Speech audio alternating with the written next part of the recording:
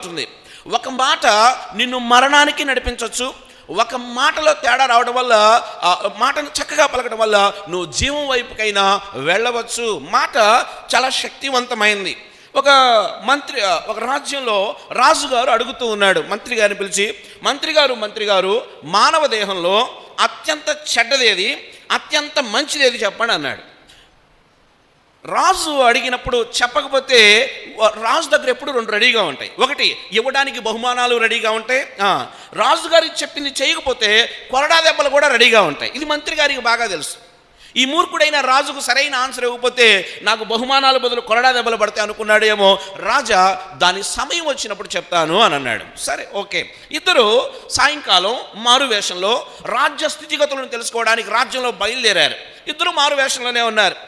అలా రాజ్యంలో వెళుతూ ఉన్నప్పుడు ఒక కుళాయి దగ్గర లేదు ఒక బావి దగ్గర స్త్రీలు నీళ్లు చేదుకుంటూ ఉన్నారు.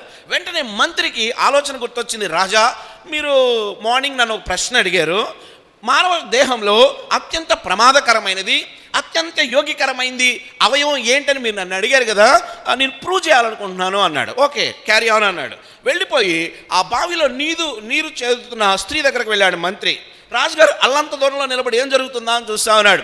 మంత్రి దగ్గరికి వెళ్ళి ఆ నీళ్లు చేదుకుంటున్న దగ్గరికి వెళ్ళి, ఓ పనికి మాలిన దానా, బిందెడు నీళ్ళు ఇస్తావా అని అన్నాడు. చెప్పండి, ఏమై ఉంటుంది? బిందె సొట్టబోయేదాకా కదా, బిందె సొట్టబోయేదాకా వెంటబడి తరిమి కొట్టింది. ఒళ్ళంతా హోనమైన మంత్రి గారు వచ్చి, రాజా, మీరు అడిగిన ప్రశ్నలో సగభాగానికి ఆన్సర్ ఇది. ఓకే, రెండో భాగం ఉంది. ఆవిడ పోయింది, ఇంకొక వచ్చింది. మళ్ళీ మంత్రి మేకప్ అంతా సరి చేసుకొని మరలా వెళ్ళి ఆమెను అడుగుతున్నాడు, ఓ దయగలిగిన తల్లి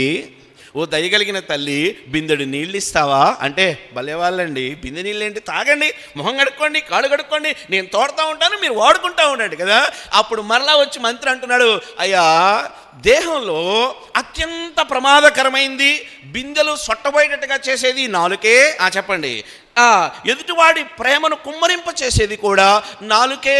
అందుకే అక్కడ కింద వచనంలో ఉంటుంది, నాలుక అగ్ని కాదా కదా.